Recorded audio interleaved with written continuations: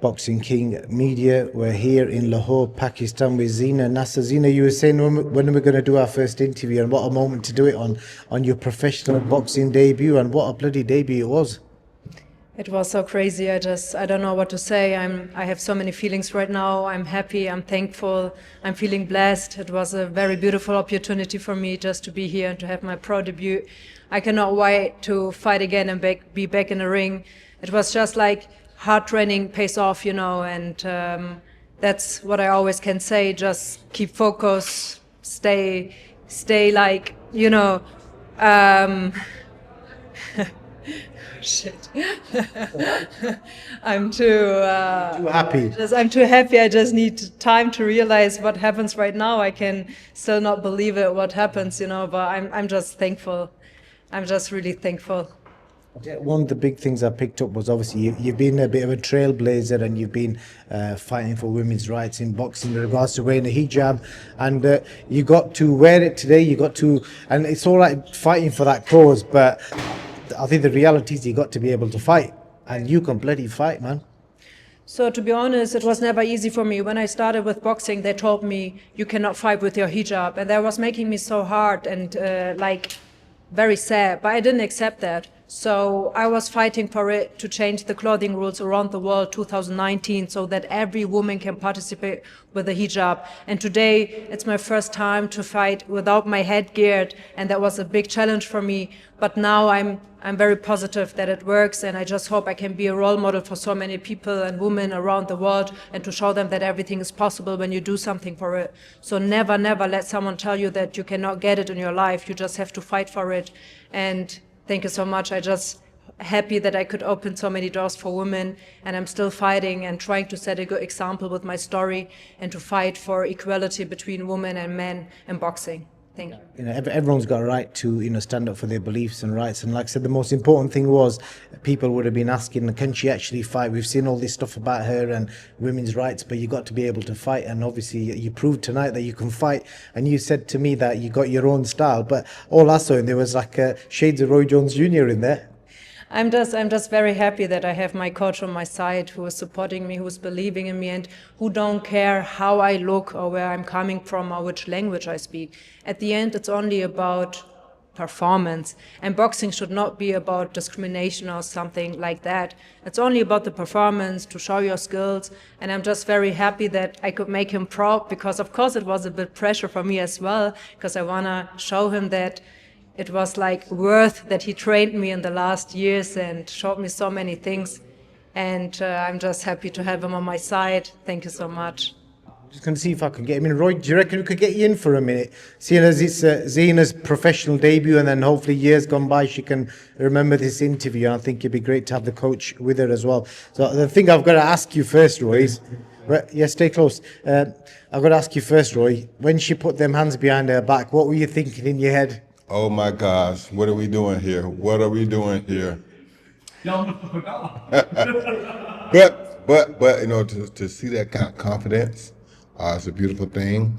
And it's like, you want to see people entertain the fans. I said something about that at the press conference today, and I couldn't get mad, because she's trying to do her job to entertain and make sure people want to see her again. So, it's what it is.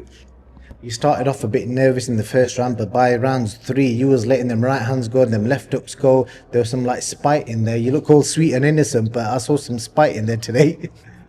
To be honest, it was just important for me first to be safe and to see, just to set up, I don't wanted to show everything in the first round. I just wanted to feel safe with my headscarf and everything, just to get the feeling that I'm here.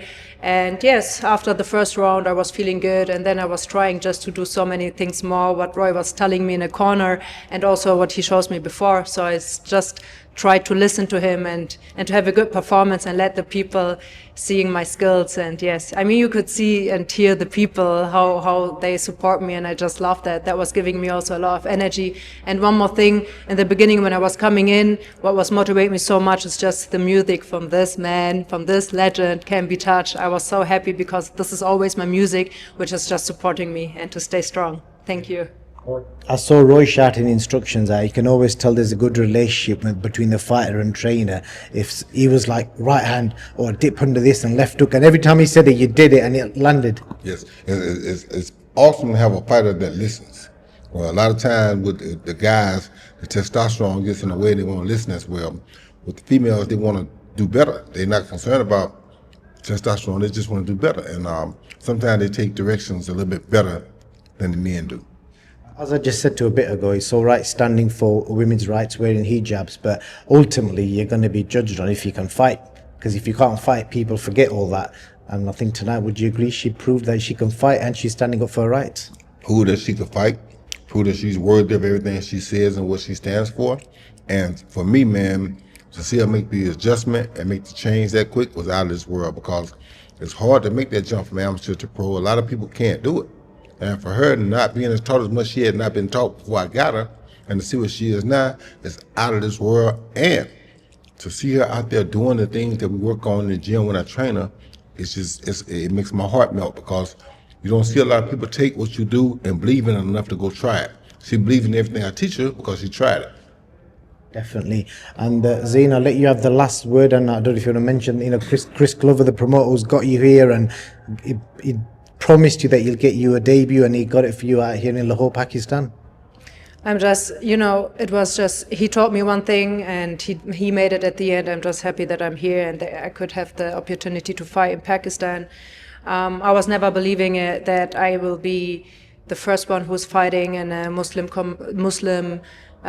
country, and that was for me like a very big bless. And thanks for Chris that he was supporting me also. And I do have to say, she waited for a whole year for a contract and never got it.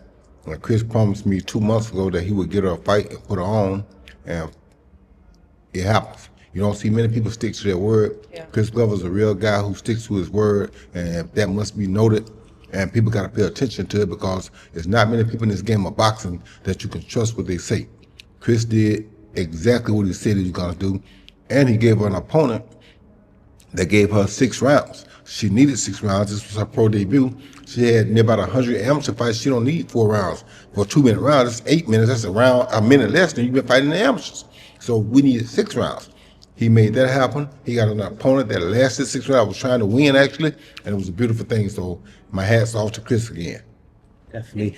ZEINA Roy Jones Jr., congratulations. And like I said, genuinely enjoyed that. Enjoyed watching flashbacks of some of Roy's best moves in there. Thank you. Not quite Roy, though. There's only one Roy Jones Jr. That's okay. Hey, entertainment. That's all it's about. Entertainment. Thank you very much. Thank you. So. I'm the boogeyman!